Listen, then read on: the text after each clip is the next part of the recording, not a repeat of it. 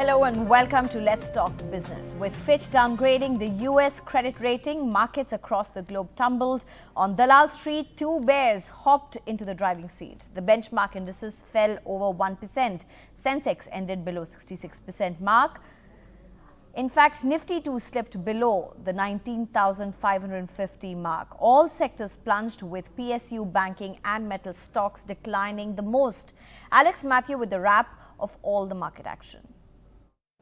It was a day of heavy selling for the Indian equity markets, with the benchmark indices losing ground, about 1.1% for the Nifty 50. But this was par for the course, and it didn't have to do with the Indian macros or anything like that. In fact, this is global sentiment that caused that heavy selling in the Indian equity markets, because overnight you saw the big headline that stated that Fitch ratings had cut the long-term credit ratings for the United States to AA plus from AAA, and as a result of that you had a risk-off sentiment that pervaded the rest of the globe.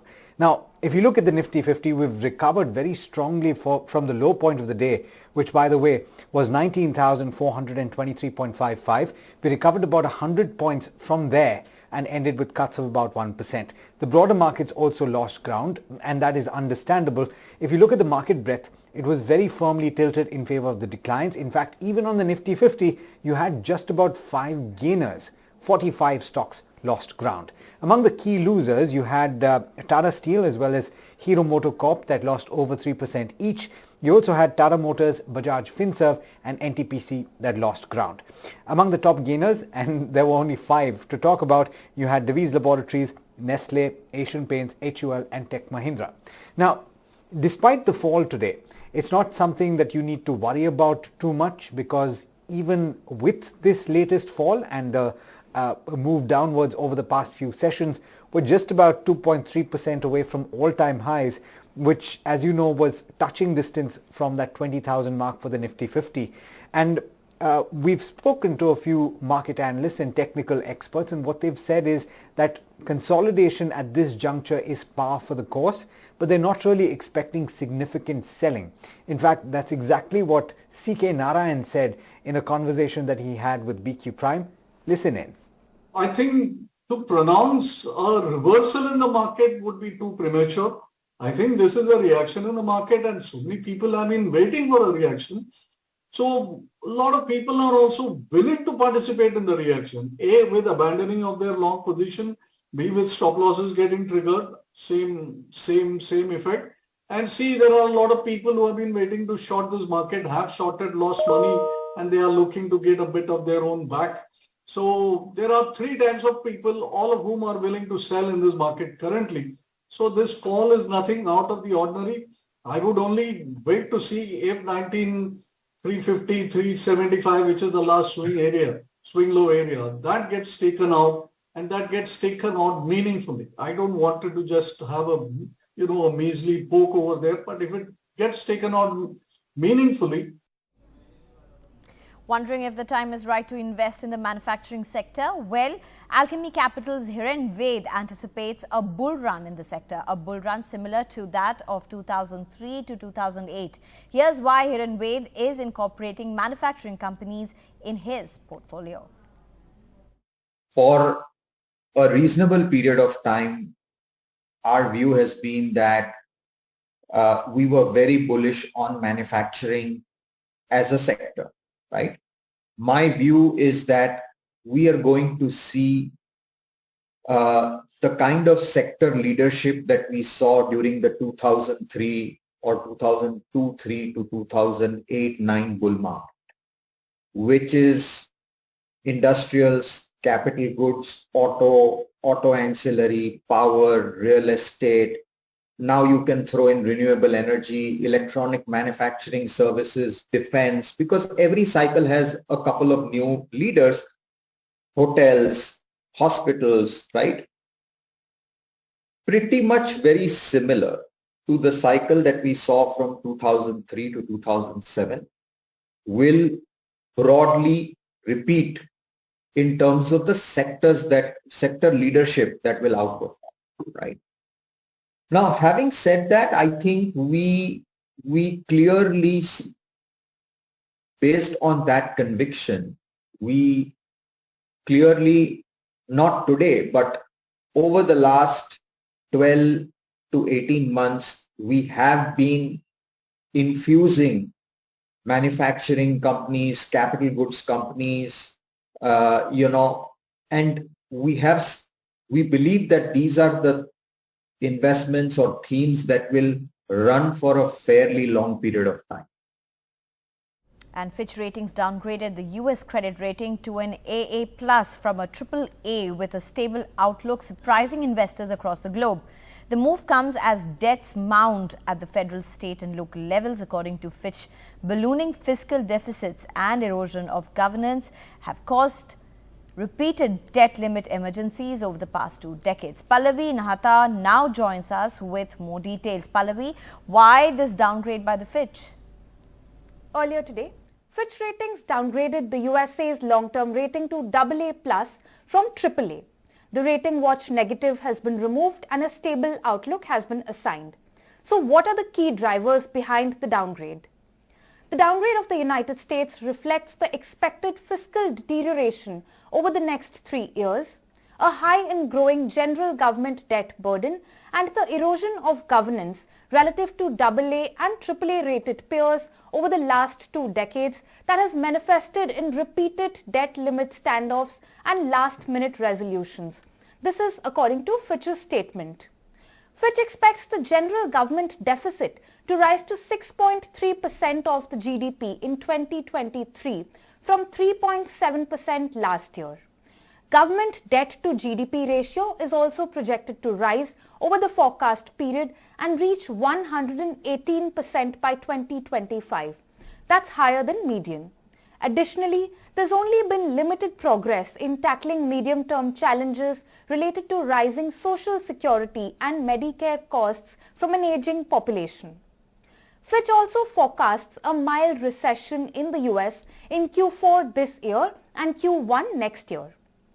Meanwhile, the Federal Reserve has raised interest rates by 25 basis points in March, May and July this year. Fitch expects one more rate hike, taking rates to 5.75% by September. The resilience of the economy and labour markets are complicating the Fed's goal of bringing inflation towards its 2% target, according to Fitch.